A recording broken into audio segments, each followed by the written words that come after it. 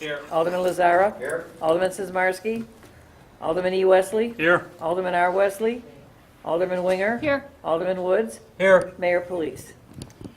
I declare a quorum present. Please stand and join in the Pledge of Allegiance.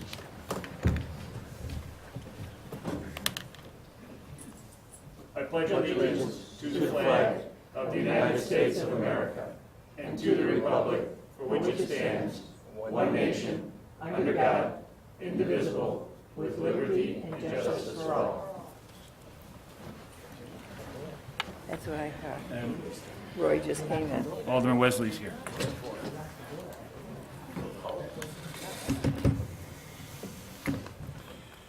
I need a motion to approve the city council minutes of November 7th.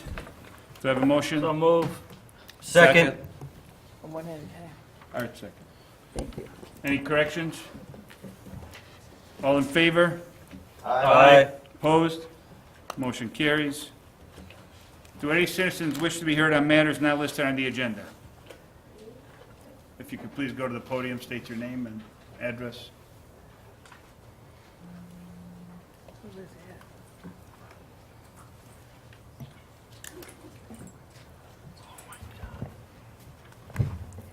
My name is Carol Moen.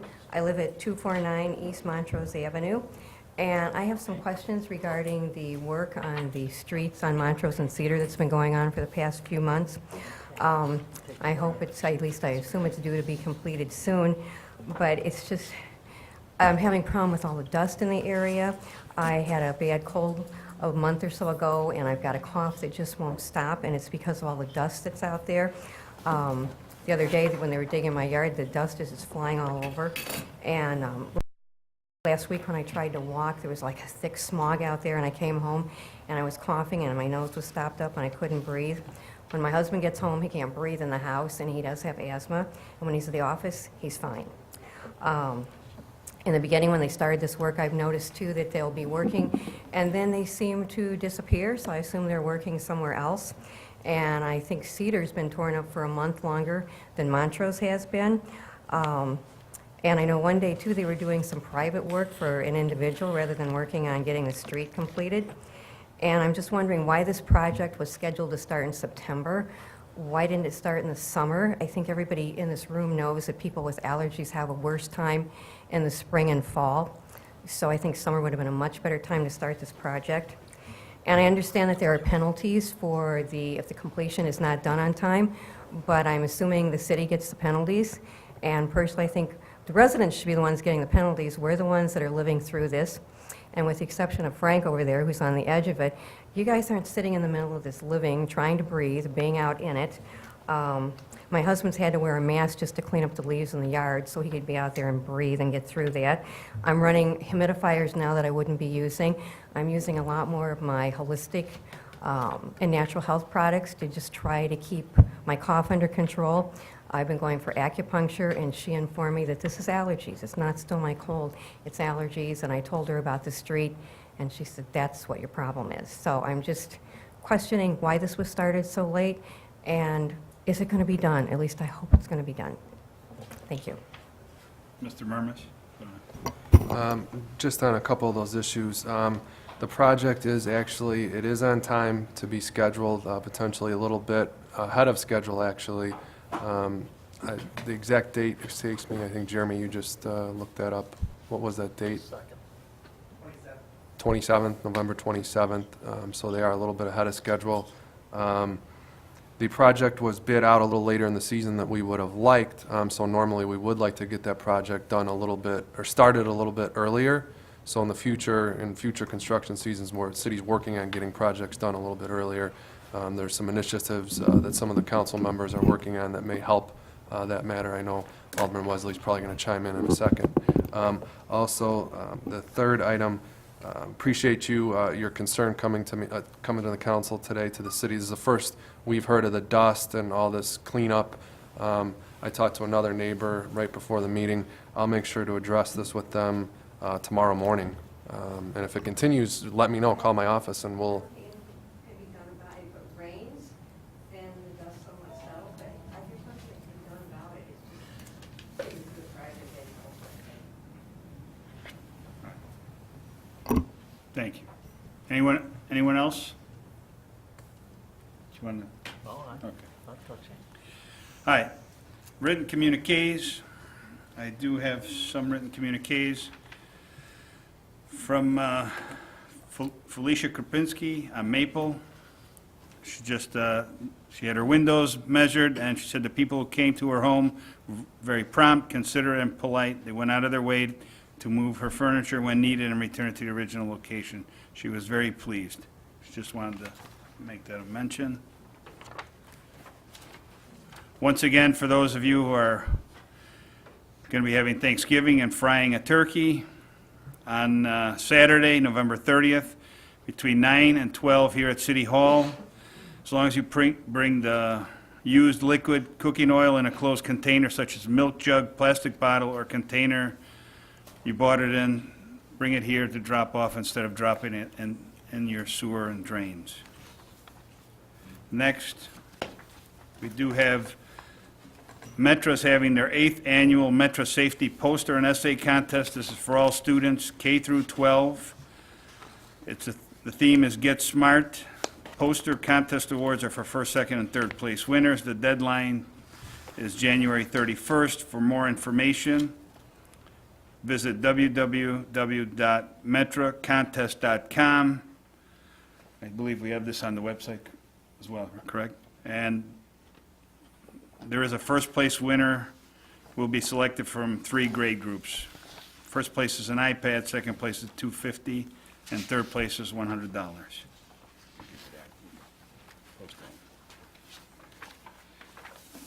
That concludes my written communiques. Under Mayor's report, we did have an Eagle Scout presentation, but we'll just table that. There must be a reason he could not make it this evening. We do have one other letter request to the city from the Wooddale Bensonville Bandits, the football team and cheerleaders. They said thank you in the past. The city has donated $500 when the teams went out of state for championships.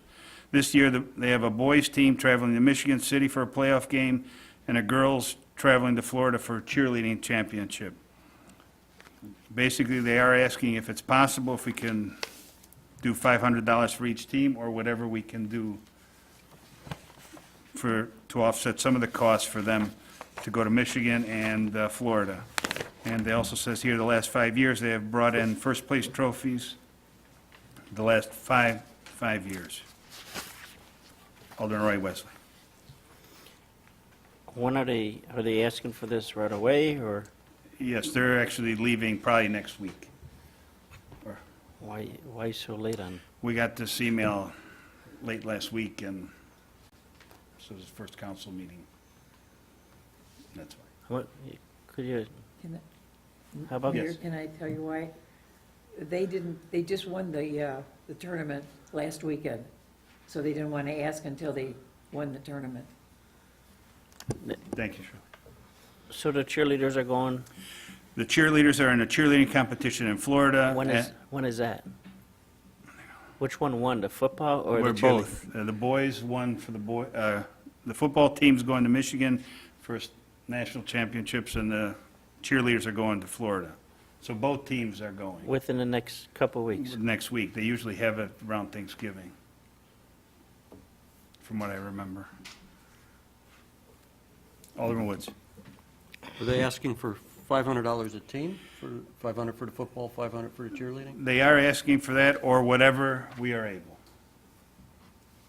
I'll make a motion to approve giving them $500 apiece. Second that motion. Any questions on that? Roll call. Alderman Catalano? Yes. Alderman Jacob? Yes. Alderman Lazara? Yes. Alderman E. Wesley?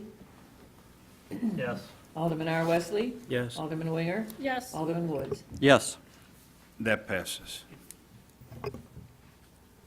Yes, Alderman Roy Wesley. Could you, if, next time we get a letter like this, if we could, even if it doesn't come to council, could you throw it at committee so we're informed of it ahead of time, if there's a chance to? I know it's only a week, but if Okay. it came in, I'll make sure if I ever get another request, I will. even if it's in the Even if middle it's of a the week. committee, we'll Right. bring it out. Thank you. Alderman Woods. Just as a further note, because of the time that sometimes it happens, maybe if you could just email us, even if it didn't make committee, so that we know that the request is out there. Okay. You know, given it, so it doesn't matter if it comes to committee or council, just that if we know ahead of time when you guys get it. Okay, Thanks. no problem. All right. I will email them tonight. Last but not least, I just want to wish, on behalf of the city council, happy Thanksgiving to all residents. That concludes my report. City manager. Thank you, Mr. Mayor. I have two items. First item, we have some representatives here from the Chicago Northwest Convention Bureau. We have their executive director, Dave Perullo, and we have the chairman on the board, Brett Hitz, from our Topgolf facility in Wooddale. The city is represented on the board. I am a board member. We just met, actually, this morning was one of our quarterly board meetings. The organization is something that the city's been part of for a number of years now, and is really an invaluable asset to the city to promote tourism, not only in Wooddale, but the whole northwest Chicagoland region. They do book a lot of our hotel rooms for different events, and like I said, we've been partners for quite some time, and they've recently gone through some new branding and some exciting new initiatives, and Dave and Brett are here tonight just to give you a little brief overview of what's been happening at the Bureau. So at this point, I'll turn it over to Dave and Brett.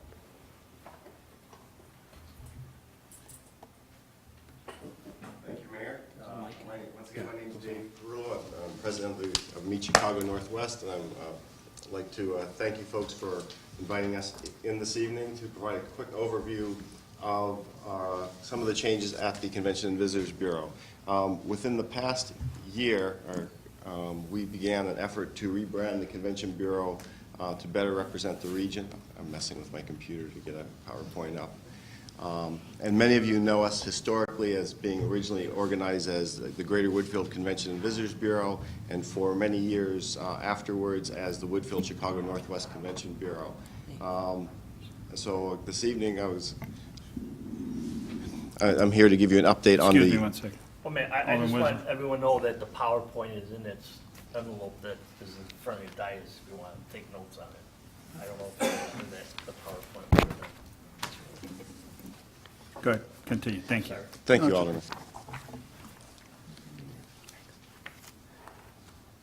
And if I'm a little slow this morning, we began with an early morning meeting this morning, so I am fighting with all my technology. Thank you so much. This evening, like I said, I'd like to give you a quick overview of the new brand and the steps that we kind of worked through to arrive at it, and we're visiting all of our communities to do this, and also give you an update on some recent brand activities. I want to move quickly because I do want to respect the council's time. Prior to the branding beginning, one of the first issues that we changed is that we changed the business model for the Convention and Visitors Bureau. We had, historically, when the organization was put together, we were a membership organization which received funding from our supporting communities and then would reach out to hotels, restaurants, and attractions to pay additional memberships. And we thought that this was no longer viable as a good business business model, and we moved to I term an inclusive business model. Our communities are paying us to do tourism promotion and to represent all of our hotels, restaurants, and attractions, so they are all in, and we no longer charge them memberships. Really, we felt that was really important because content is king, and we want to show our visitors as much as possible about the entire organization. That change happened about 2.5 years ago in fiscal year 2012, so it's been fabulous as far as bringing us new content. Also, prior to the branding, our board has been very active in doing some other things. First is they're currently working through a 3-year strategic plan to update the organization and point us forward. We are going through a complete bylaw to review to make sure that we're current, and also the organization is on very good financial footing, and we are also writing a new reserve policy to make sure that we're good stewards of the money we get from our communities and from the state of Illinois. So as you know, our previous brand was Woodfield Chicago Northwest Convention Bureau, and we had received a lot of feedback that we felt the brand no longer spoke to our visitors, inclusively to our communities, but most importantly to our customers to understand who and what region we were representing. So we developed a process about a year ago with our board and with many of our stakeholders to look at rebranding the organization to better represent the Chicago Northwest region. And when we started, we had a brand wish list of things we wanted to have. We wanted a brand that would capture the imagination of visitors and people that are coming to purchase from us. We wanted the brand to have an alluring promise to actually represent the region and to talk a little bit about what Chicago Northwest is and the virtues and things of that sort about our organization. We wanted it to define our region. One of the long criticisms of the organization was that the name did not clearly represent the entire region as well as we would like it to, and we really had that as a driving focus with the branding project. And we also really wanted to work well with search engines, as a lot of our customers are looking for information about our customers, our hotels, our restaurants, our attractions via handheld devices and through the internet. We also wanted it to be memorable. We wanted the name to be easy to come off the tongue, a little bit easier than Woodfield Chicago Northwest Convention Bureau. Our previous name had 7 words in it. It was pointed out to us that most people can remember at best, previous name had 5 words, most people can remember at best 7 words, so we wanted a tight business name for the organization. The branding process started with our board of directors and many of our stakeholders working together to put forth a search for a branding marketing firm. We went through about 13 different firms and whittled it down to a shootout of three firms, and we selected a firm from Milwaukee called STIR, S-T-I-R, which is really kind of an interesting name for an organization. The next step after we hired the firm is that we went through a brand discovery process. We charged them with wanting to name the region, name the organization, develop a tagline for the organization, and develop a new visual logo for the organization that would be memorable. And then the next step in the branding process is a step we're working through now, is updating the marketing materials, websites, and things of that sort. The brand discovery process consisted of market visits. We took the branding team into the market. We had them meet with a lot of the stakeholders. We took them to hotels. We drove them around. We had them stay here and eat here and talk with folks. We also had the advantage of using some previous research that was done in 2008 by the organization when it was being led by my predecessor. We also had stakeholder workshops where we sat down and chatted with the hotels, the restaurants, to get a better idea of what they were looking for. And then there was a certain amount of important research where we wanted to really look at who our competing customers were that we're selling against, and our competitors who we're selling against, and who the customers that we really wanted to attract. From this process, 5 key themes emerged for us. The first thing is that our region it came to us that our region collectively is almost an edge city, which seems like an old term that was for economic development, I think, 20 years ago. But as we started working with the term edge city, we realized that it had a really interesting connotation for selling, that our area has the attributes of being relaxed, safer, and more affordable than mid-city Chicago. We have a very sophisticated business area. We have very sophisticated hotels. We have good restaurants. We have very high level of businesses here. Our area has a certain amount of approachable sophistication. We are edgy, and we also feel that our area is cool yet mature. And one of the things that they said was kind of like George Clooney. So I'm hoping they're talking about me, that I'm like George Clooney.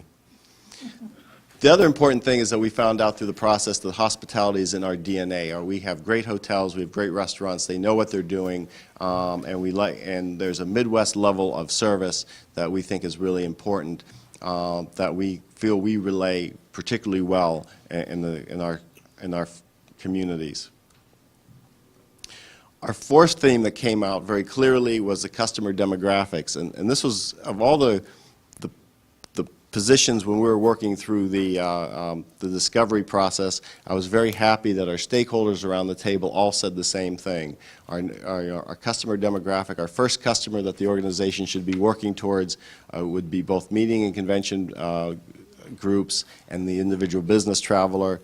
The second being sporting groups, leisure groups that would come on the weekend, and then after that, leisure travelers. And the fifth theme that came out was that throughout the process, there are certain advantages our region has. One in particular is accessibility, particularly north, south, east, west with our great tollway system and our location close to O'Hare Airport. Our facilities, our hotels, our meeting places, restaurants, and once again, the amenities of shopping, transportation, and things of that sort. Starting the process, we started by looking at the name of what the region should be. We really wanted to work through a very precise process of if we are going to market and sell the region, what should the region be called? Our creative agency started working on many different names for us and presenting them for what we should call the region. Some of them were Metro Chicago, Chicago's Northwest Edge, Park West Chicago. As we worked through all these different types of names, we realized that this name really is a market, and the market actually already has an existing name, which is Chicago Northwest. So we vetted to find out what we knew already, but it was very enlightening to go through that process. And we also understood that our name defines our region both geographically and in the minds of buyers and meeting organizers. We realized we need to emphasize the location once again, being accessible, close to O'Hare, and close to Chicago. So arriving at that, we realized that the name of the region that we represent, a unified region, is the Chicago Northwest region, and even shows that on many of the road signs. The next goal was to rename the organization. So how do we do that to carry on the name of the region? We wanted the name of the organization to extend the invitation of what the region was. We wanted it to make the buying connection of location to our purchasing meeting planners and things of that sort. We wanted to be simple and appealing to all, both our stakeholders, our governmental stakeholders, our partners, and we wanted it to be somewhat more descriptive than the Woodfield Chicago Northwest Convention Bureau name was. And once again, it was important that we wanted it to work well with search engines. As we were working on the attributes of naming the organization, it was very clear to us that the location moniker was important. We couldn't get away from Chicago Northwest. We wanted to leverage the location of us being in the Northwest, close to the airport, easy to get to, and we wanted to leverage our attributes that we were talking about before, about being affordable, safe, relaxed, and offering all the things that you want. So we arrived at meeting your new brand. I know you've heard the brand already, but I've got this little thing going, of Meet Chicago Northwest, and we developed a tagline of "It's better on the edge." The Chicago Northwest the goal was that would work very well with search engines. That once again defines the region. The Meet is a double entendre. It's an introduction, and it also is a play on words for our key market is meetings. Also, the three words Meet, Chicago, and Northwest are key search terms for us as we are trying to own and buy the location of where we are with our closeness to Chicago and the meeting facilities in Chicago. The edge cities led us to come to a theme that is better on the edge, that we are the Chicago's Northwest Edge, and that edge is a level of sophistication. It gives us a launching point for marketing campaigns, and it also gives us some visuals. The fun part, which we wanted to do first, but you get to do last, is actually the logo. And we had to go through the pain of the work to arrive at the logo, and the logo was an absolute lot of fun to arrive at. Firstly, you have a square logo on the side, and you see that it can, we felt it was important that that logo locked very well with the words Chicago Northwest, both vertically and horizontally, because it's a new logo and we knew it could not work by itself. We were looking for something that had a reflection. So, of course, the C represents Chicago. The arrow points to the northwest, indicating our closeness there. And the arrow is a lot of work for us, because as we were trying with our developers to come up with what that logo should look like, something didn't click. When the arrow finally looked like an airplane, it started to hark on transportation, closeness to O'Hare Airport, and some really cool things. The colors were a lot of fun. We went through a process of looking at lots of different colors. We looked at prairie colors, we looked at construction colors, steel and gray that were very modern, things of that sort. And we actually had arrived at a different palette of colors that were brick and blue. And when we began putting design and advertising to it, it didn't feel like our region. It kind of felt kind of Americanish, where we kept passing up this moss and plum. What we found was that we thought this reflects a new sophistication. It works really well with the marketing as we're going together, and you'll see that some of the images that are on the PowerPoint is a fan image that we're kind of using too as a place to indicate the Northwest is great, it's heavenly, and within these wedges you'll see in advertising that we're putting together, we're dropping in photographs and things of that sort. So it was absolutely a long process and a lot of fun. I have to apologize, I had two big boards to bring with me, and they're safely in my office, but I do have some web shots of what the advertising is beginning to look like. This is an example of a web ad, strip ad that you're starting to see, and web campaigns to introduce the brand, the new name, new brand, new logo. Woodfield Chicago Northwest is now Meet Chicago Northwest. Here's a sample of a strip ad that's running vertically. To introduce the brand, we began a lot of advertising campaigns in trade journals for meeting organizers, sports organizers. We worked locally with the Daily Herald Business Ledger, the Daily Herald, to do some introductory campaigns, and also worked through some other direct email campaigns. We're currently doing a pretty massive mailing to about 2,900 meeting planners in the United States to get this in front of them. And then we have a targeted group of about 500 high-level buyers that we're going to be doing some more personal and high-value introductions to.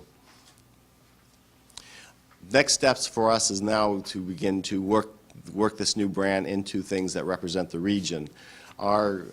Of our printed guide, our visitor guide for years has been our premier handout piece, with about 120,000 of these produced this past year, and we plan the same again this year. We've engaged a new design firm to bring all of our guides into a much more sophisticated lifestyle look. We want to reflect the new brand and the region, to show it less homespunny and leisurely, but also more as a important meeting and meeting destination. This book drops into Michigan, Milwaukee, St. Louis. We directly mail it to about 12,000 folks. It's in the 100 plus hotels locally, and in all of the official visitor centers in Illinois. We feel that launching and communicating about our partners and our communities is important through our website. We are going through a three-step process to bring our website up to speed. First, we've worked through our current website with new color and logo refresh, and worked on graphics and pictures. We have an RFP being put together so that we can really rebuild the website so it's much more compatible for future and adaptable for all types of handheld devices, and to show the brand a little bit more quickly. We produce lots of different guides and maps, rack cards, These things are actually in the packets that we've given you, a transportation guide to get around the area, about our golf courses, a point-to-point guide on our attractions. These are leisure rack cards that we put in front of folks. Character Caravan is an event I'll tell you about in a moment. Once again, our attractions, and so all of these are now on the process of, on the schedule for reprint and re-update to the new brand. You get a new brand, but you can't turn it immediately overnight. So that's kind of very quickly where we arrived at with renaming, the process of renaming it. I'll take a few questions if you'd like, or push on, and then can give you some updates on some other things that are happening. Okay. Thank you. Any questions? Alderman Roy Wesley, go ahead. Your marketing looks great. I like it. The logo shows everything. For promoting the businesses, for tourists and stuff like that, how do you do that for groups? Like, we have sister cities here. Bentonville has sister cities. Do you work with sister cities because they bring people from other countries? Fine example, the president from Estapa was just here, that represents 120,000 people in his area. So how do you, which they stayed in Wooddale, there was 14 people that came, but how do you work with that, or don't you? Oh, we can, and absolutely. If you have a sister city delegation coming, please feel free to call us. We can do several things for you. First, we'd be very happy to put together, welcome materials, welcome packets, and assist you with that. We'd be very happy to help you make hotel accommodations and assist you with tours of the region, and be very happy to introduce them to other folks, within Chicago or the Illinois tourism community. Obviously, we have a lot of connections with, there's 42 convention bureaus in the state of Illinois, so we'd love to show off everything. So please, we've done this with Elk Grove, has an Italian sister city group. Schaumburg has several, but one of them is a German group, so we've kind of done those type of things. I've had some really great experiences of meeting some of the tourism folks from different sister city groups and kind of discussing the different business practices. So we would like to be involved as much as you would like us to be. You have a follow-up? I'm sorry? No. No, I just want to make sure that they're pushing that too, because that's important for tourism. And Alderman Eugene Wesley, go ahead. I just have one question. In your opening remark, the search committee firm that you hired? Yes, sir. Came out of Milwaukee. Is there not one in Chicagoland area, I would assume? Mr. Perula? That's a fair question, and we really wanted to keep the business into Illinois. I mean, it was really something that we were looking for.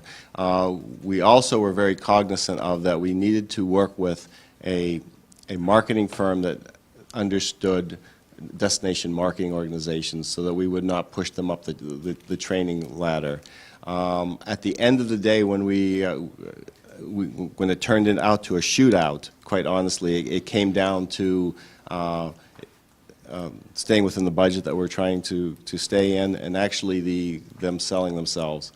I would like to have kept an Illinois firm if I had my druthers, yeah.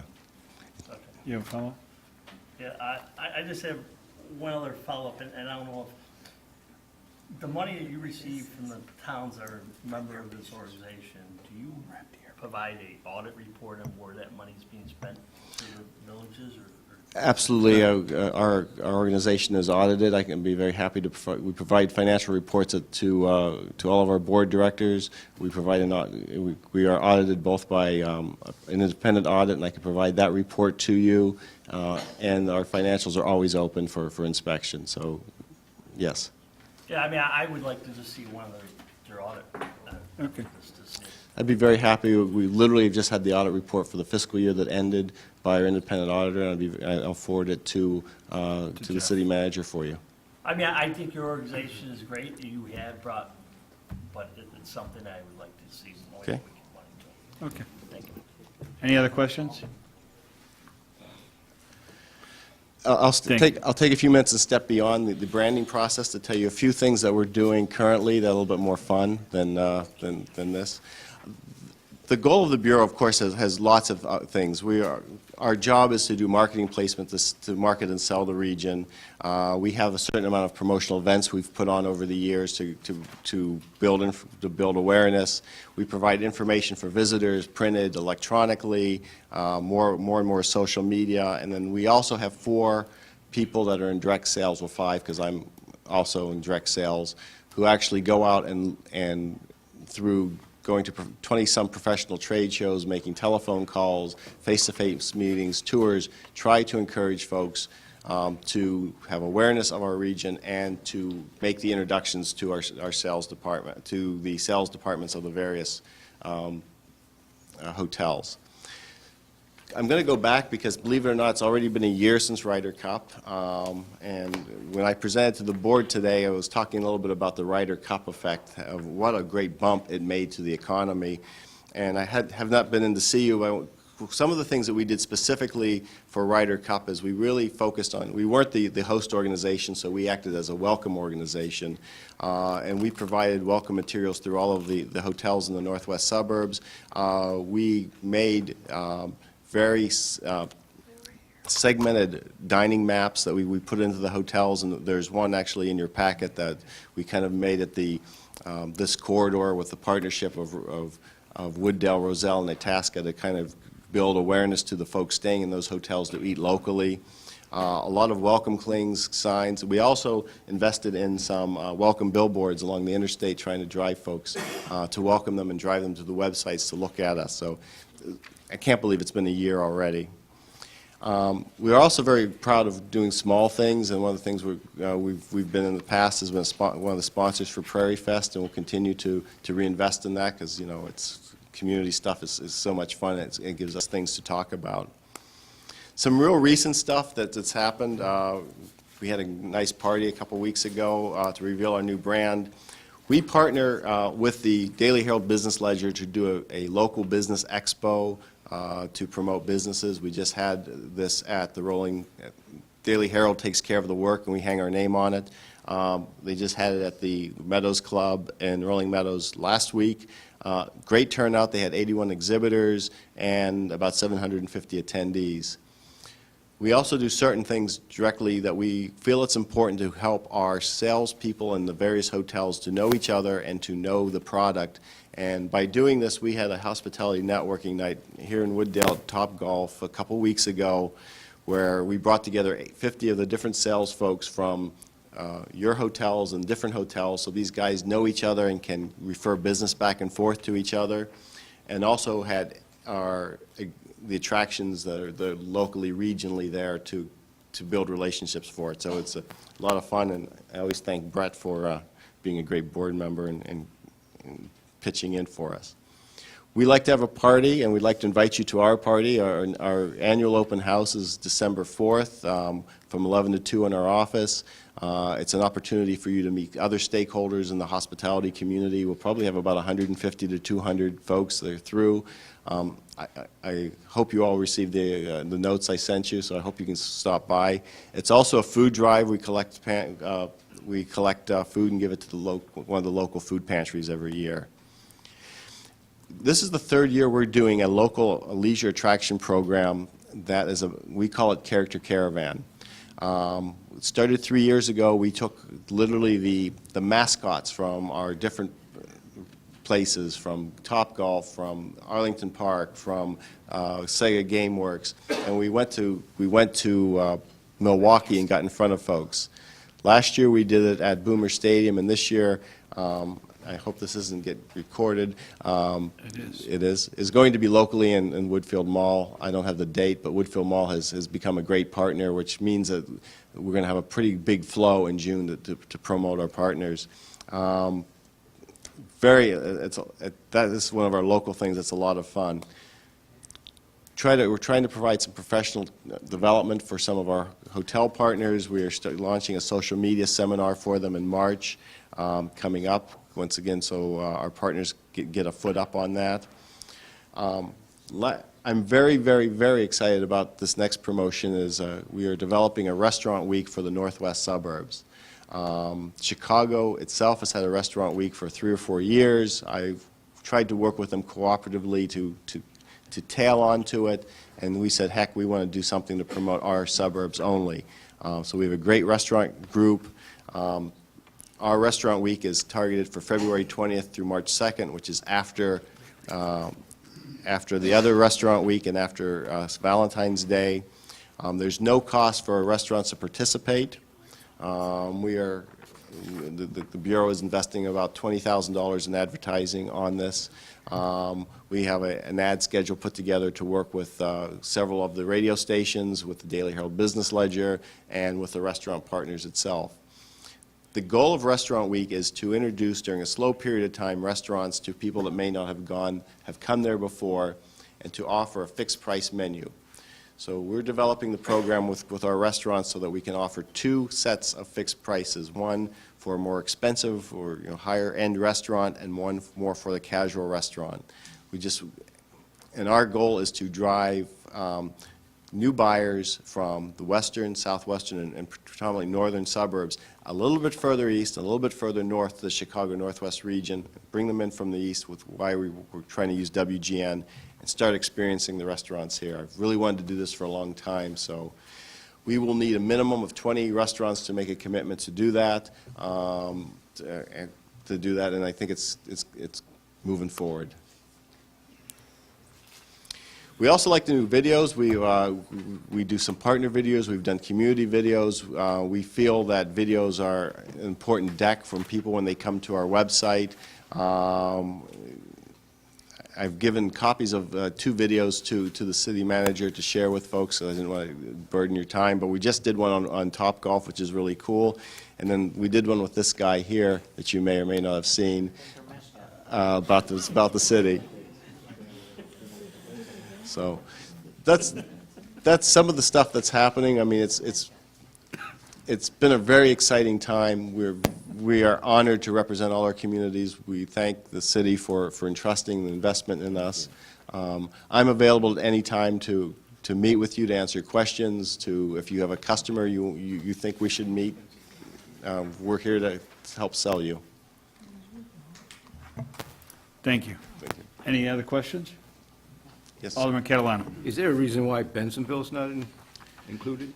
Bensenville has never been one of our partner communities since they have not approached us or we've not approached them. I don't know historically going 30 years back if they've ever been a community. For a community to join the Convention Visitors Bureau, they need to be contiguous with us.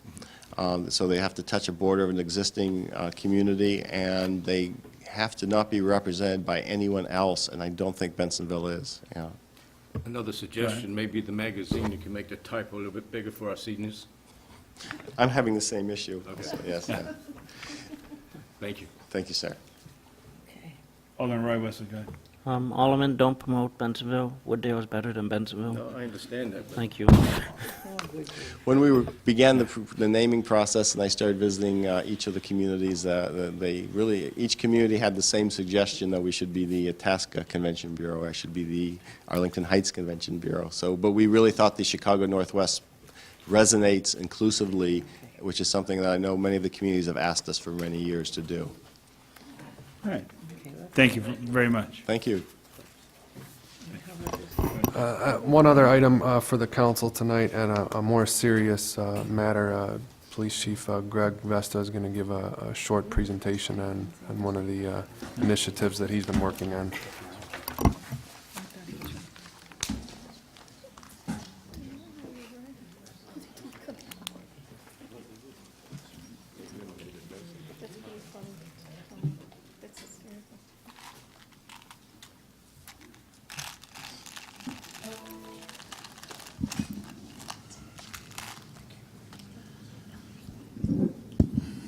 All right, thank you. Sorry, I'll get set up there. Coming in tonight to kind of talk to you about the heroin problem, specifically in DuPage County. It's all over the Chicago area. and all over the metropolitan areas around a lot of big cities. I put together a presentation because I'm hopeful that as it's posted on YouTube, someone may watch this presentation and be able to take some information away with it, and a couple of videos to include here. So I'll kind of go through what's the current situation in the area, what has changed and what we're doing about it. So one of the biggest things that's changed, when most of the adults around were growing up, heroin purity was very low, usually in the 7 to 10% range, sometimes up to 20. But what it required was sticking a needle in your arm. And the stigma of that, probably prevented some from ever going down that road. And the cost was much more expensive. But as the cartels have gotten better at refining and better processes, the purity has more than doubled, and especially just over the last few years. So now you're seeing heroin out on the street that's 40 to 60% pure. DEA recently had one up to 76% pure. With that level of purity, now you can snort it or you can smoke it, and it's a lot easier way for someone to get introduced to it and begin using it when they don't have to stick a needle in their arm. And the cost is extremely cheap, $10 a bag down on the west side of Chicago. Just a little chart to show, the dependence and the physical harm. Heroin is almost off the chart as far as causing the most physical harm to your body and the level of dependence. You're seeing people that are trying it once and they're hooked and they're addicted very soon. Their body cannot function without it. It's absolutely worse than anything else that's out there. Certainly there's other things that aren't good for us, but this just destroys you from the inside. Quick history on kind of where heroin comes from. Most of you probably know this. It does come from the poppy plant, the opium fields. The pod is cut when it's developed, and the juice seeps out, and that's a high content of morphine in there. And what happens from there is after it seeps out after a few days, the harvesters, they go in and they scrape it off, and they basically have a morphine base that they then refine with a bunch of chemicals and a bunch of processes to eventually come out with a heroin powder. Some signs of use, and there's probably a few of these things that you could attribute to any teenager or any person at some point. So it's not the definitive sign, it's knowing what's going on in your family and knowing changes in behavior with someone that might be close to you. But one of the easiest signs to spot, and one of the things that on the street we're able to spot, is the pupils get very constricted when they're under the influence of heroin. They might be awake at some points and then doze off. Unclear thinking, memory loss, their skin gets itchy, constipation, and sometimes you'll see heroin users that have to go buy laxatives. So it's something that all these signs put together and behavior changes, it's really something that you can start to be keyed in that something's going on. Now getting to the problem in our community, and specifically DuPage County. You've probably seen some news stories on it, but over the last recent 20-month period, DuPage is averaging a death every 8 days. And I tell you, if people were dying by gun violence in DuPage County every 8.5 days, it would be probably on the front page of the Herald every day. It's just, it's destroying lives, it's destroying families, and it's not the heroin junkies of 20 years ago that it's destroying. So in 2012, there was 38 of them, and in 2013, they've already confirmed 42, and of course there's toxicology results pending. So here's where they lived: 31 different communities in DuPage County that people have died over the last 2 years. You're going to see everything from probably less affluent communities to some that you see multi-million-dollar mansions pretty much peppered throughout their community. Wooddale, fortunately, we have not had a death in the last 2 years, but as recently as a week and a half ago, we were on the borderline of a death. We do have heroin addicts in Wooddale that have been very close to death recently. In the past, we have had heroin deaths in Wooddale, but during this recent spate, we haven't had deaths, but we do have users, and it's in every single community in our county. It's our county, Kane County, Lake County, McHenry County, it's everywhere. And age, it doesn't discriminate against age. And I'm going to talk about this a little bit later, but to see heroin addicts and heroin overdoses in their 40s, 50s, and 60s, you just didn't see that in the past. Usually they'd be, dead by their 30s a lot of times. But as I'll talk about the new gateways and the new reasons that some people are starting at a later age because it's dealing with prescription painkillers that are leading them to this. So I'll talk about that, but every single community almost and every single age demographic is affected. Yeah, the 20-year-olds are the most at risk or the most deaths, but they're certainly not the only ones. This is your typical heroin den that you think of. Junkies, people strung out, shooting up needles, and in reality, this is the new heroin den. It's in our communities, it's in our neighborhoods, it's the suburban houses where some of this stuff is happening.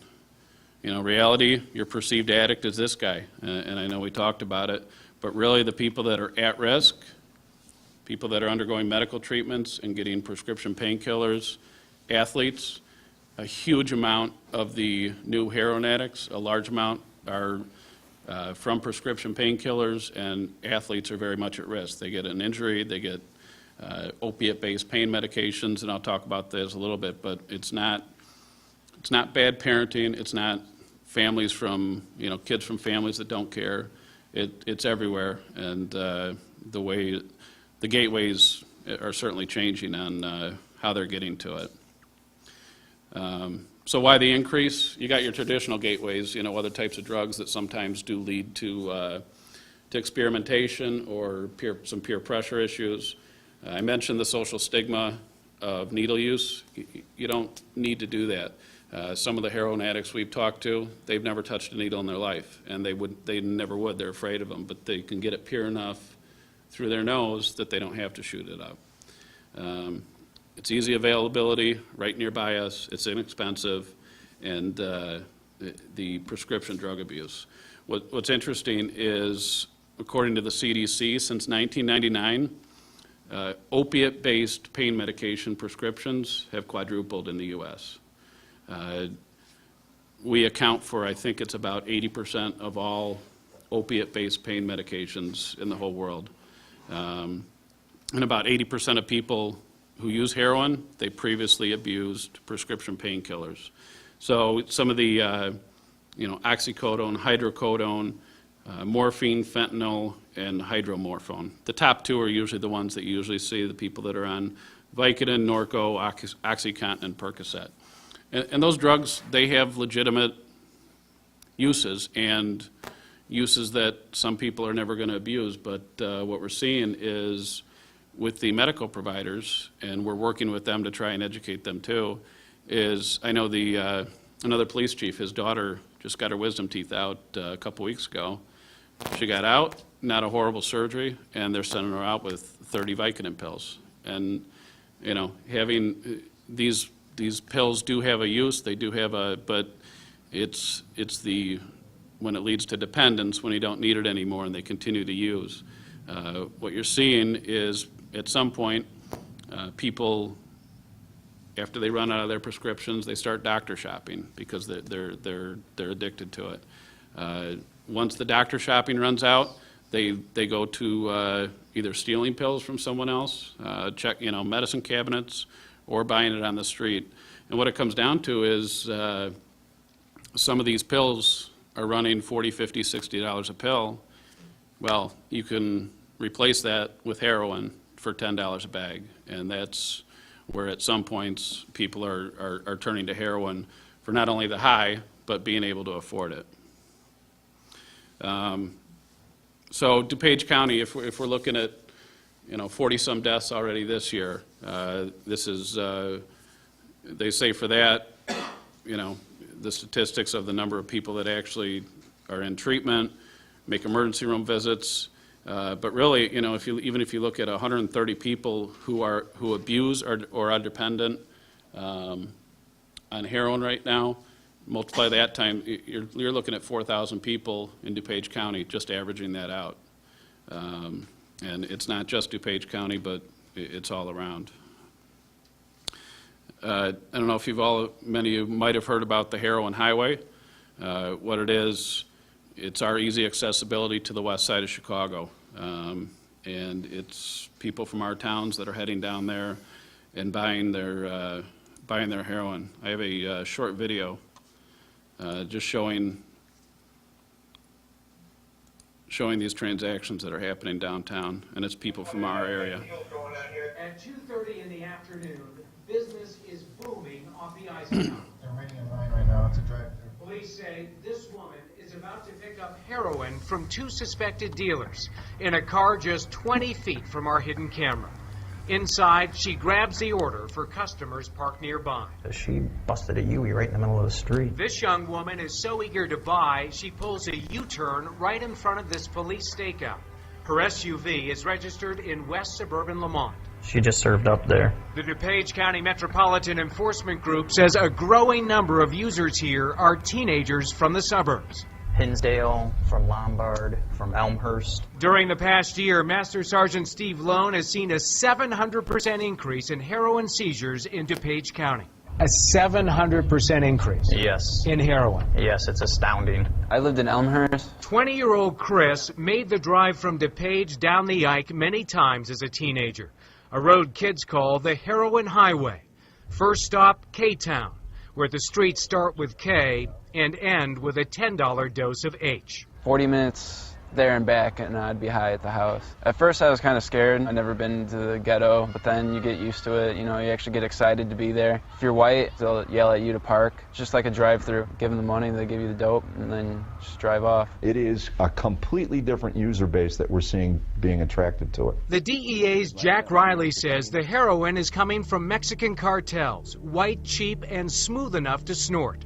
Not the black tar junkies cook in spoons and have to shoot with a needle. Much more cosmetically cleaner. Kids now can snort it and smoke it, much like cocaine. Is it as addictive when it's snorted as it is when it's shot? Absolutely. Heroin's heroin. And just as deadly.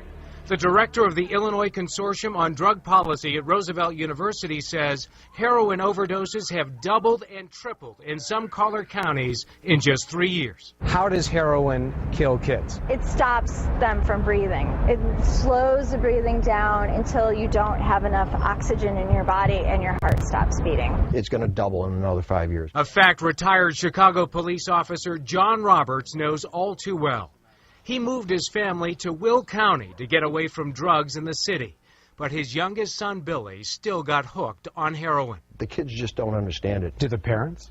I think the parents do, but they don't think it's out in the suburbs. And little did I know how many drugs were getting into this neighborhood. One night, Billy's friend called the Roberts to say their son wouldn't wake up.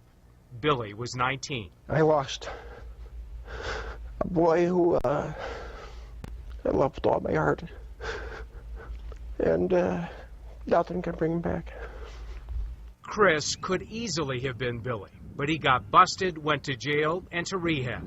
Now, 9 months clean and sober, he recently shared his story at this drug forum in Hinsdale. If it wasn't for jail, I'd either be dead or I don't know.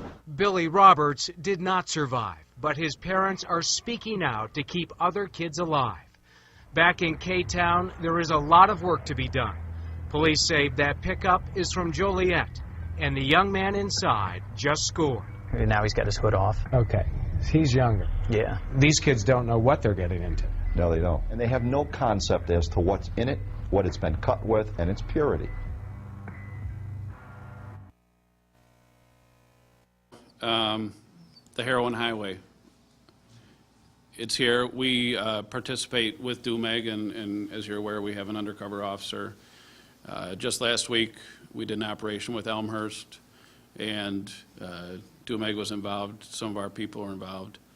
You can't keep up with the number of kids from the suburbs that are buying, and what they're doing is making contact with them when they get back to DuPage County and taking it further.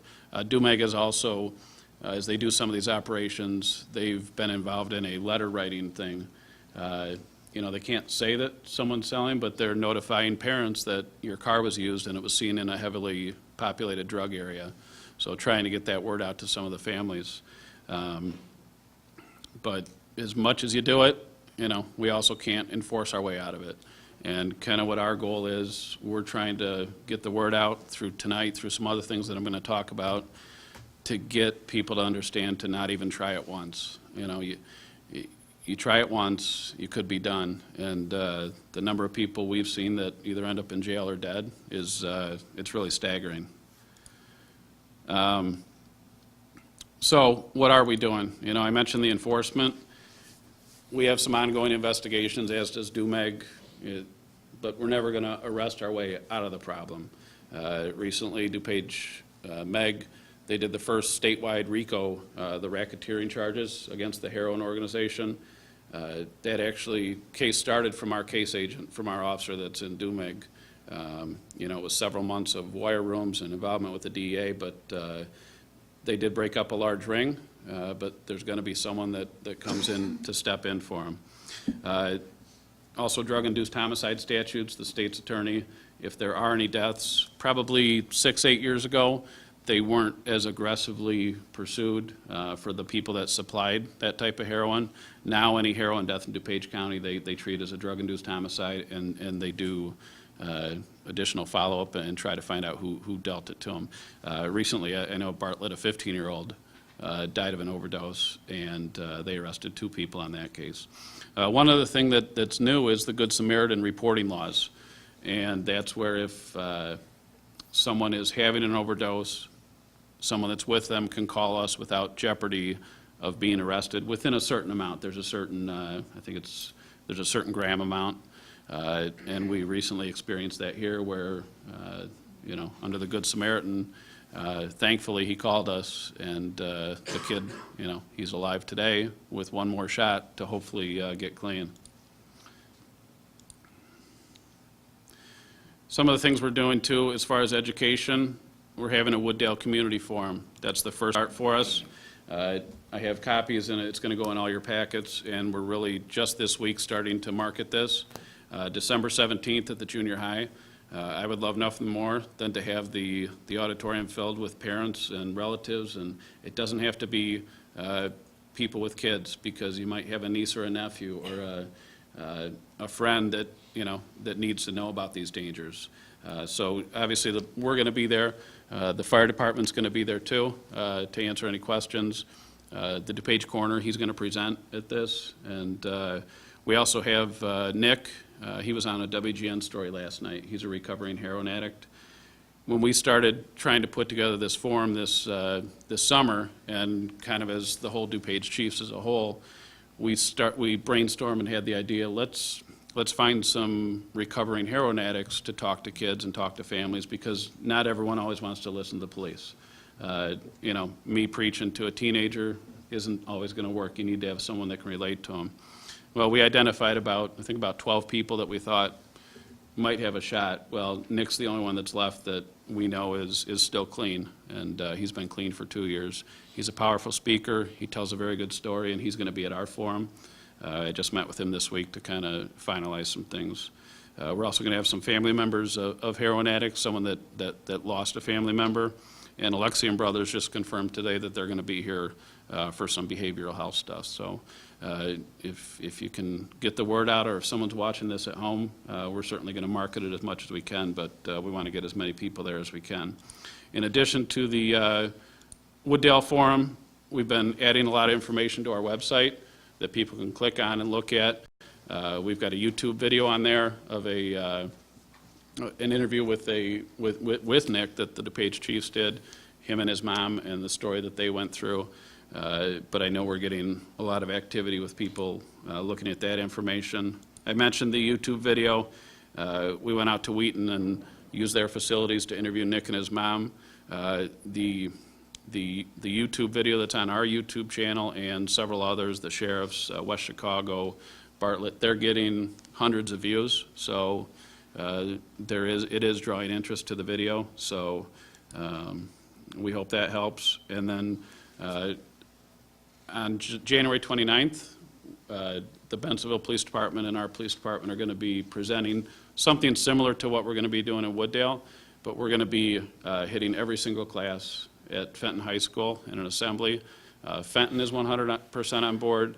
Wooddale School District 7 is 100% on board with these efforts.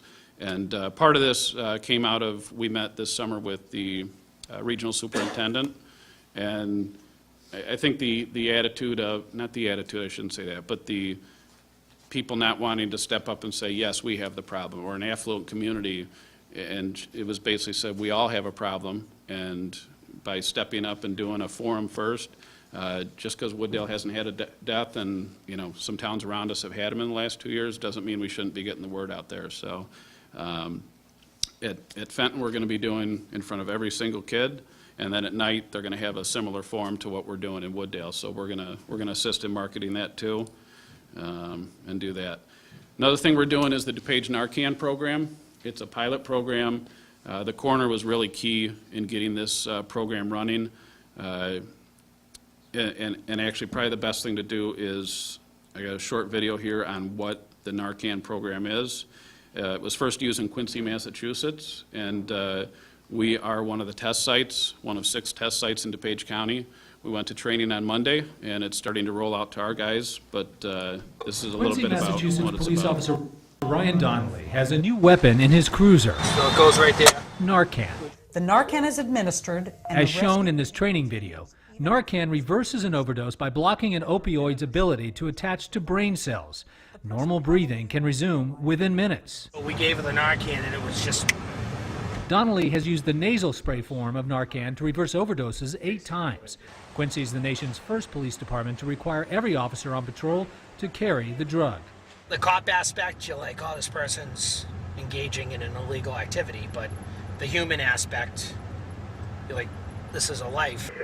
In the past 2.5 years, Quincy police have used Narcan 179 times and reversed 170 overdoses. There's somebody's daughter or son or father or brother or mother. That's what clicks in your head.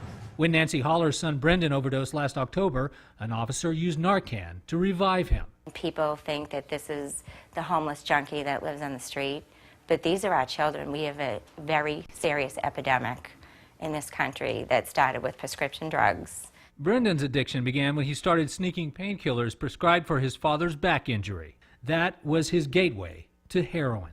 It's constant worry. It's when the phone rings, oh my gosh, did something happen? So they always have 2 doses in every cruiser or whatever. Veteran narcotics detective Patrick Glenn oversees Quincy's Narcan program and dismisses critics who say it encourages addicts to keep using. It's just a simple change where we decided that we cannot arrest our way out of this epidemic. Glenn says Narcan gives addicts another chance to seek treatment and to stop stealing to pay for their habit. If we can stop them from being sick and take care of their disease, they won't commit the crime and they won't be a criminal. The White House Office of National Drug Control Policy supports wider distribution of Narcan, which costs only $22 a dose. In Quincy, private citizens can be trained to use it. Nancy Holler carries it everywhere, just in case. I keep one in my cabinet, one in my minivan, and one in my pocketbook. Always within reach. Always. This is my child. I'm going to do everything I can to save his life. Don Daler, CBS News, Quincy, Massachusetts. This Narcan program, not to be excited about the reason we have to do it, but I think it's a very good program. Pretty much in record time this summer, the DuPage County Health Department and the County Board, Illinois Department on Substance Abuse, this is the first one in the state that's being rolled out. They can't get better if they're dead. And, certainly there is the law enforcement side to it, but maybe just one more chance. And if I had a kid, regardless of what struggles they've gone through, I'd want them to have one more shot. Now, this doesn't replace anything the fire department's doing. It's just the fact of the matter is when we're on the street, we can frequently be there. in a quicker amount of time, and sometimes 2 or 3 minutes could make the difference between life and death. So I know the fire department recently used it, and our officers were just completely amazed that within 10 seconds he was awake and fine, and from near death to, it does require follow-up at the hospital because it does wear off and you still have the heroin in your system, but it does give them another chance to get better. So one of the things we've been doing for about 4 years now, maybe a little bit longer, is we do have the prescription drug drop-off, so we encourage people to drop those off here. The Eagle Scout that recently went around as a project to help promote this, we actually saw about a 200% increase in the amount of drugs that are being dropped off here. And then we collect those and take them out to the health department where they're eventually disposed of. So that program's been successful, and the key is to get them out of the house because, if you know you're not using it, but if you have an at-risk family member or relative or friend that might be over, it's easier to not have them in the house and that opportunity to be there. So I guess at this time, if there's any questions or any thoughts or... Any questions? I have one. Alderman Eugene Wesley, we'll start at Hey, Greg, since we are having it at, since we're having it at the junior high, and it's the first one that the page is going to run, I guess, is that what we're saying? I'm sorry, Is the this what? the first one that we're going to run? Yes. Okay, is there a way that, even if it costs us some money, is there a way that we could videotape that whole presentation and maybe put it on the air somewhere on Channel 6 or something? I mean, even if it costs the city a little money to do this. I know the I city mean, manager was... I I'm sorry. really would like to do that. I know the city manager was looking at the Comcast contact to see if maybe they would come out. So we were going to be working on that to see if they can... I would like to have it videotaped because then we could play it on Channel 6. But even if Comcast back out or choose not to, I would really like to, and I don't know if we need to make the motion now to approve money for this or not, but I have no problem approving money to have a professional come out and videotape it and get it out there because it is academic. And the other, one follow-up, and then the Apicat that you give, are we looking at putting that in our squad cars or not going that route? The Narcan? Yeah. Yes. Every single sworn officer is going to carry 2 doses with them, me included. Okay, and that will start this year? Or? That's starting probably tonight. Some people will be trained on it. We Okay. had 3 people that underwent Train the Trainer this week. Okay. And we are rolling it out as soon as we can. And it's only for sworn officers because if someone comes out of it, there's always a potential for them to fight or, we're not going to, we wouldn't have like CSOs or someone carry it. Right, no. And that is being paid for by the DuPage area hospitals, and the health department is confident they already have 5 years worth of funding to fund this program at no cost to any of the agencies. Okay, so, man, I don't know if we can make the motion. approve I the think money or- all we need is direction. The manager has enough authority to Okay. take care of that. Unless somebody objects. I don't think we're going to get an objection on that one. Alderman Howard Woods. I was going to say, as far as the filming, they film, that's a performing arts building. They've got a room to film from, and they film all the performances, all the dance recitals, all the other stuff that goes on there. So somebody, if we talk to Mr. Corbett, I'm sure, or the principal over there, they know who to get a hold of to get that taped. Secondly, I'd like to thank you for taking the lead on this and moving forward, because, as you said, the biggest thing is everybody wants to kind of bury their head in the sand and not admit that the issue is here at our back door. Mhm. I would imagine that if you polled people throughout the community, they knew somebody or somebody extended in their family that's been touched by this. That being said, I think one of the things you touched on, but I'll expand on it a little more, is that we all need to be more cognizant and proactive in looking at it, that it does sneak up on people, that the hospitals and their competition and, the expansion of pain management, as they call it, in the hospitals, that they give out these narcotics like they're candy. You know, every time you go to the hospital or the doctor, I've never gone and walked out without a bottle of Vicodin or Oxycontin or something. I personally don't take them unless I'm really in excruciating pain. But, you know, it's that prevalent, and they'll refill them, as I know plenty of people that go, yeah, you know, I still, you know, you can see them after an injury, and 90 days later, they're still on the medication. So we kind of have to look at that. We see it, whether it's aunts, uncles, cousins, nieces, nephews, you know, grandpa, grandma. Right. You know, that it's very easy to get started and have to kind of step up and say something. That's all I want to say. Thanks. Yeah, that's a Thank great you. point, and I know the health department has started meeting with the doctors and the hospitals in the area to try and help educate them about that. There is a use for those types of pain medications, but one of the things that the health department said was with the accreditation agencies that you brought up, they get rated on pain management, and the easiest way is to overprescribe. And you know, I don't think the intent is there, but the results we're seeing with the quadrupling of opiate-based pain medications that are being prescribed. So, thanks. Thank you. So basically, the first one at the Wooddale Junior High, December 17th at 7 p.m.? That's correct. Alderman Reynolds. First, Greg, I'd like to compliment on you on your presentation. Perfect, very good. The last 2 nights, Alderman Woods and I have had homeowners association meetings, and the chief has been, chief was at one, Ron Murray was at the other one, and they talked about it. That was a very good topic to talk about there. They were very interested. I do have a question. The fire department has the same thing that the police officers are going to have, correct? Or Chief? There's, Yes, they do. I don't know. okay. They do. They do have the dosages. It's that time period of, you know, that could be a couple minutes that make the difference, similar to an AED. We're not trying to replace the fire department or what they do.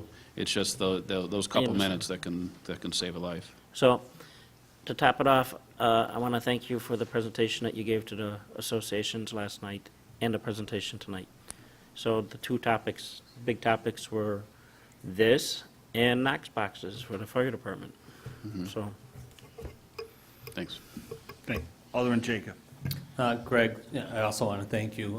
One question I had is, if you guys pull someone over, it's not like a DU, you know, where you could give them a breathalyzer.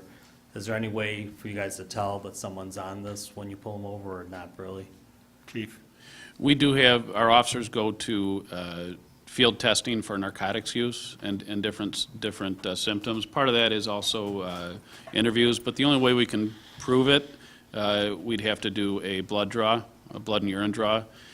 Certainly people can consent to that, or they can refuse consent. If we have probable cause to believe, you know, we know they've used or they've said they've used and they want to refuse the test, if we wanted to compel any type of test, we would have to appear before a judge and get a search warrant. Sometimes you see that with people that are revoked for DUI.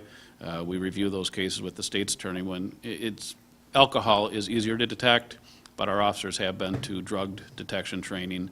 And with the new medical marijuana laws that are coming out, it's becoming more and more important that they know when is someone under the influence of narcotics. Thank you, and thank you again. Thanks. Thank you, Chief. Very eye-opening. That is the end of the manager's report. Thank you. Next, consent agenda. We have 11 items on the consent agenda. I need a motion to approve the 11 items on the consent agenda. I'll make the motion. Oh, okay, Frank and Tony, go ahead. Alderman Jacob. I'd like item number 1 to be taken off. Item number 1.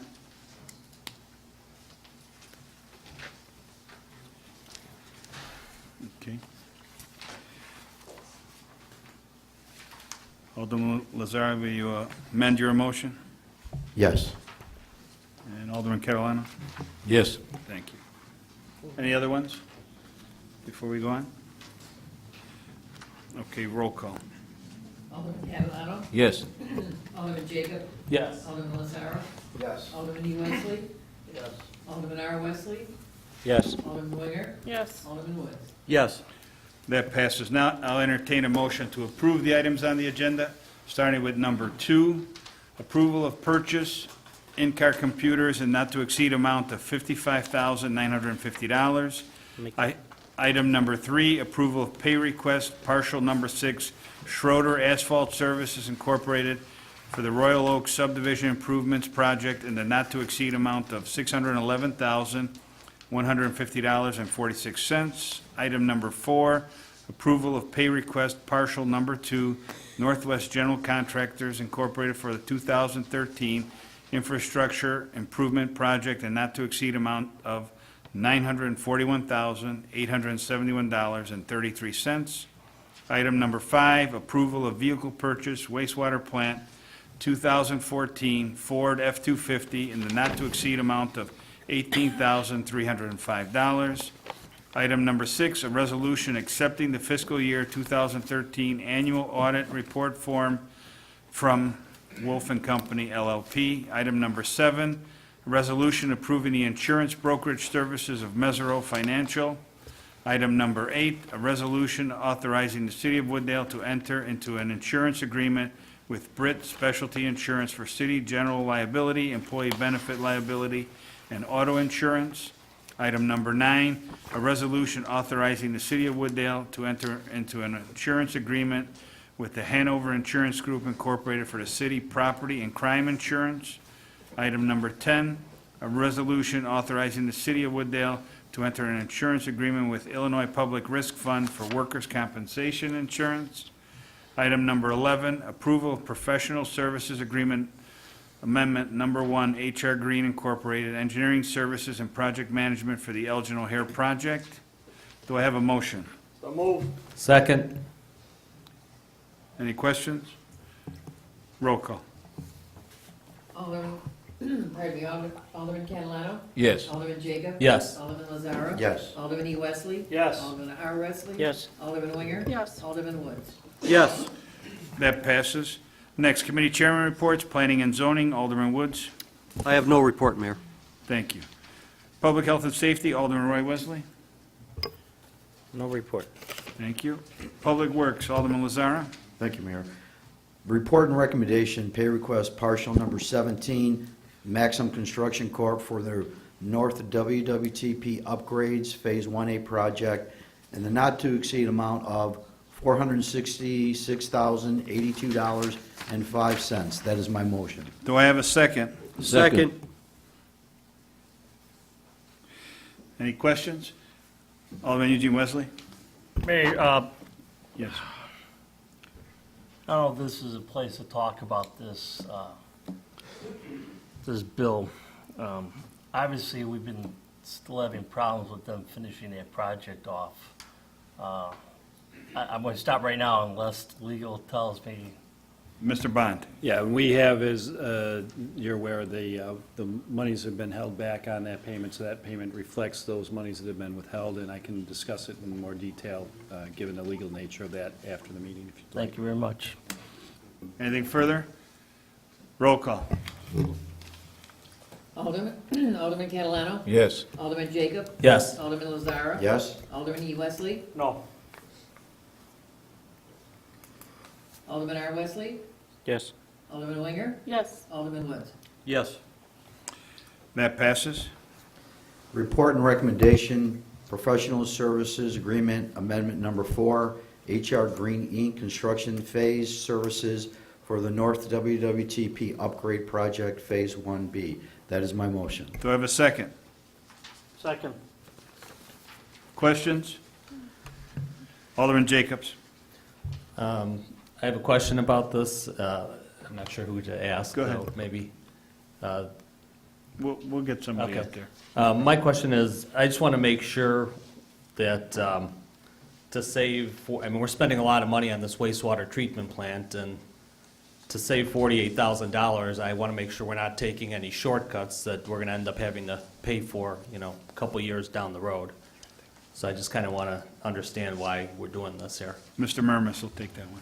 I think this find was actually by one of the subcontractors working on the project. When they got out there, they noticed that there could be an actual improvement. If I'm not mistaken, Mark, I think it's actually improving the processes out there.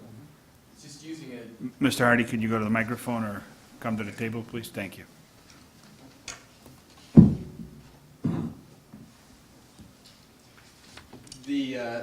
The change is essentially using the same equipment, it's just housing it in a concrete basin instead of a stainless steel enclosure. So it's essentially the same equipment, it's just the building enclosure changes slightly. Mr. Jacob, you have a follow-up? And this is going to help the situation down the road again. I just want to make sure we're not trying to save money now that's going to end up being a problem in the Mr. near Hardy. future.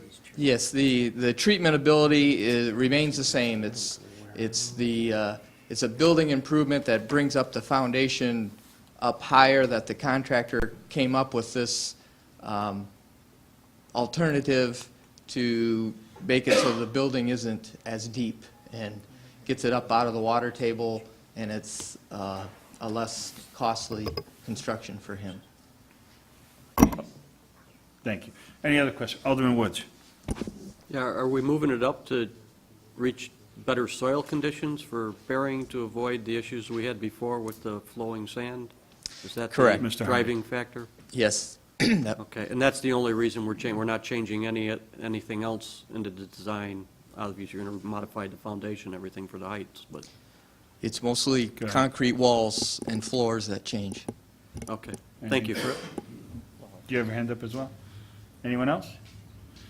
Roll call. Alderman Catalano? Yes. Alderman Jacob? Yes. Alderman Lazaro? Yes. Alderman E. Wesley? Yes. Alderman R. Wesley? Yes. Alderman Winger? Yes. Alderman Woods? Yes. That passes. Report and recommendation, wastewater laboratory equipment for the NWWTP upgrades in the not-to-exceed amount of $41,240. That is my motion. Do I have a second? Second. Questions? Alderman Roy Wesley. Is this coming out of the fund for the water treatment plant, or where is this coming out of? Mr. Murmas. Yeah, it's coming out of the water fund. Originally, we were hoping not to have to purchase the equipment. At the time of the council approving the admin building, there was some thought maybe we could transfer some of this old equipment. It became evident as the process evolved that we were definitely going to need to get some new equipment. Go ahead, follow up. You're saying the water fund, we have a certain dollar amount for the water treatment plant. Is this an extra then? Mr. Murmas, go Yeah, ahead. this wasn't originally budgeted for this, so this would be taken out of excess funds. Okay. Thank you. Alderman R. Woods. Well, if we just saved $46,000 on the foundation, can't we use that to pay the $41,000? Mr. Murmas. Yeah, there's... Give me the change for the idea? That's a good idea, but there's also going to be probably another potential expense coming down the road. We also thought, with the administration building, that we may be able to use some of the old furniture, which we may still be able to use, salvage some of it, but in a couple recent packets, you may have noted that there may be another one of these coming down the pipeline for some significant, well, not significant dollars, but for some new dollars. So I don't think we have enough savings to pay for it all. You have a follow-up to that, Alderman Woods? Just a comment. I Go knew ahead. I'd shake something out of the bushes there with that comment. Thanks. Alderman Eugene Wesley. I have another question on that. I have a question on that. My concern is, does this fall under the completion of the whole project? Is the contractor that's out there now responsible for installing this in the contract or not? Mr. Murmas. If I'm not mistaken, this is separate from the current Maxim contract. This would be the subcontractor for the hood, and everything else is separate purchases. So it's not Maxim related. Maxim will have nothing. No. So, all right, so let me do a follow-up. Go ahead. So the completion date on that administration building is supposed to be a certain day, which is already passed, but we'll talk later about that. So this lab equipment cannot be installed until we got everything done in that building, is that direction we going, or are we going to install this while that building is not fully completed yet? Mr. Hardy? I can take that. The lab equipment will happen after. There's going to be an order time. It's going to take a few weeks to get here, so it's going to be separate, and the admin building will be done before this equipment goes in. You have a follow-up, Alderman Wesley? I believe I'll take it offline with the attorney Okay. afterwards.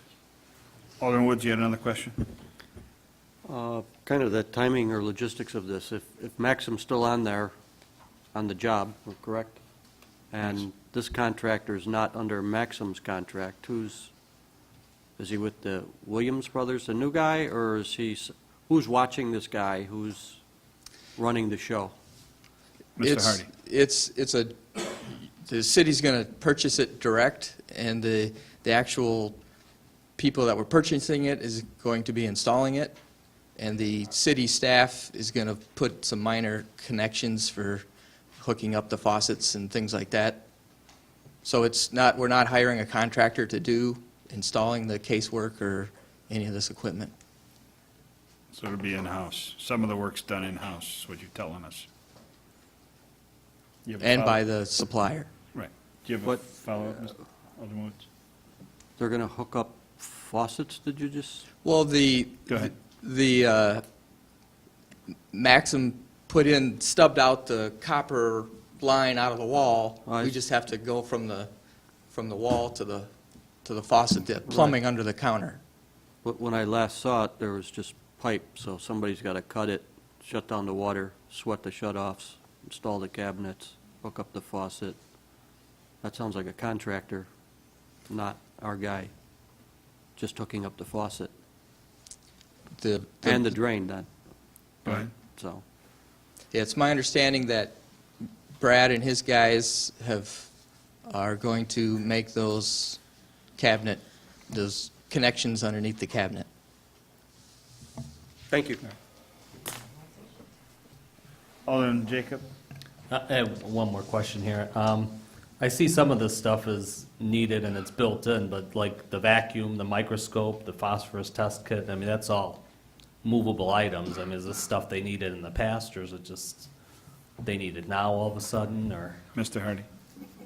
Yeah, I believe it's a combination of some of the equipment that he had is outdated and needed an upgrade, and is asking for it now. You have a follow-up? Alderman Wesley? We'll call the roll down. My concern about, I don't want to piecemeal this together. If we're going to do it, we do it all at once, because you know what? That equipment is outdated. If anyone wants to go over there and look at it, it's rusty, let's do it. I mean, I ain't going to argue about $300 on a microscope. I'm not going to have a debate up here for that, so, 3,000, whatever. Any other question? Roll call. Alderman Catalano? Yes. Alderman Jacob? Yes. Alderman Lazara? Yes. Alderman E. Wesley? Yes. Alderman R. Wesley? Yes. Alderman Winger? Yes. Alderman Woods? Yes. That passes. That's the end of my report, Mayor. Thank you. Thank you. Finance Administration, Alderman Eugene Wesley. Well, Mayor, I have two reports. Make a motion to approve a ordinance authorizing the levy for the collection of taxes and corporation municipal proposal for the city of Wooddale of DePage County, Illinois for the fiscal year coming May 1st, 2013 to ending April 30th, 2014. That is my motion. That's your, do I have a second? Second. Any questions?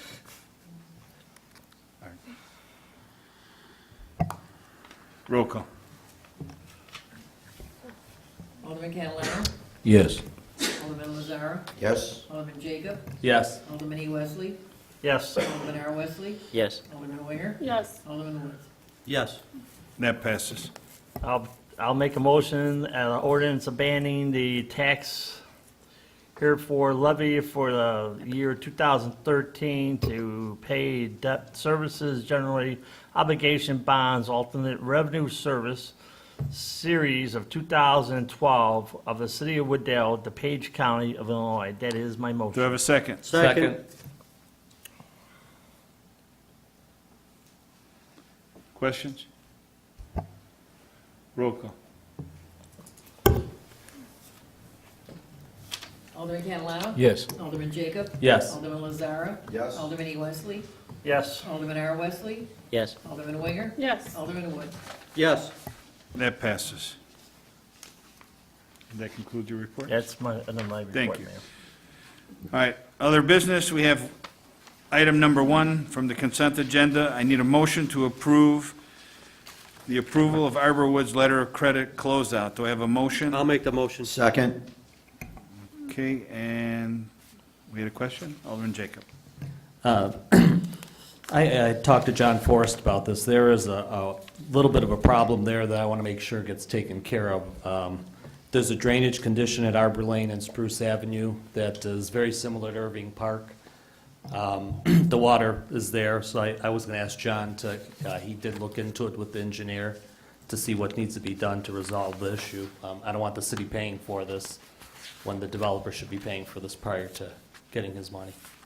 You take it? Oh, Mr. Forrest, you want to answer first? Okay.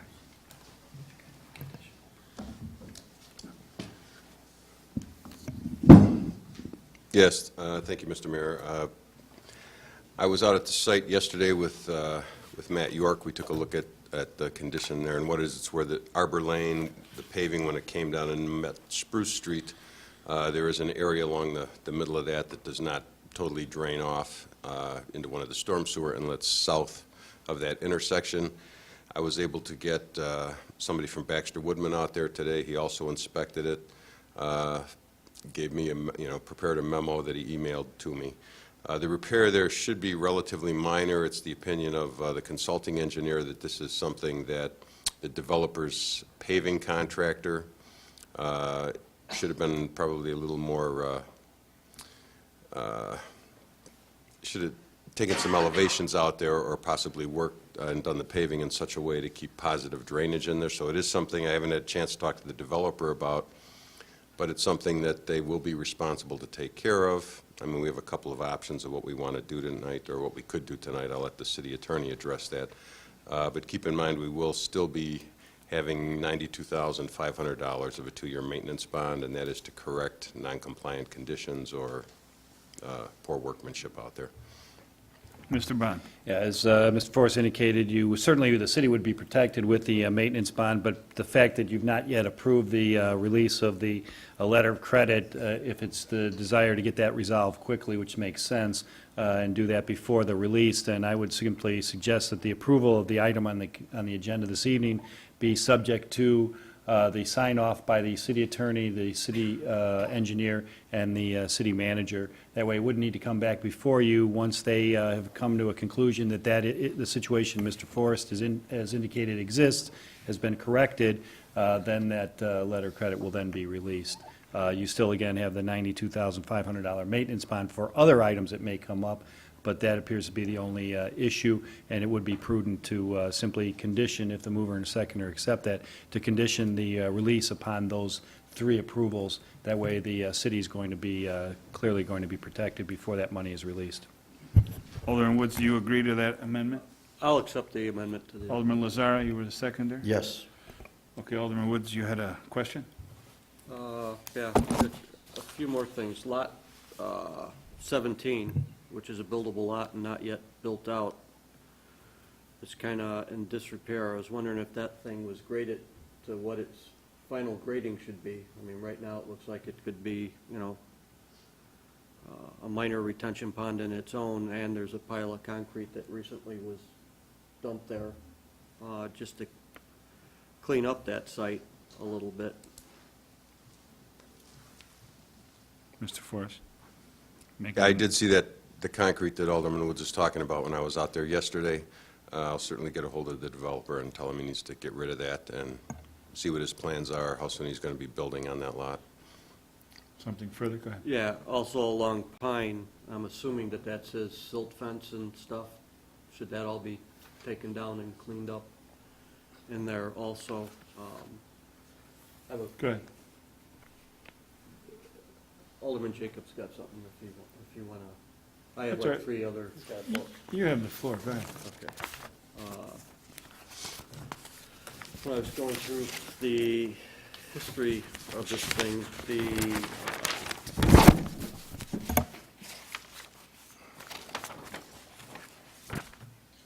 on the re-subdivisions and subdivisions, one of the consenting blocks in there stating that this development will have no adverse effect on the water flow and stuff. While the company name was written in there, it was never They can't hear you. officially signed. Okay.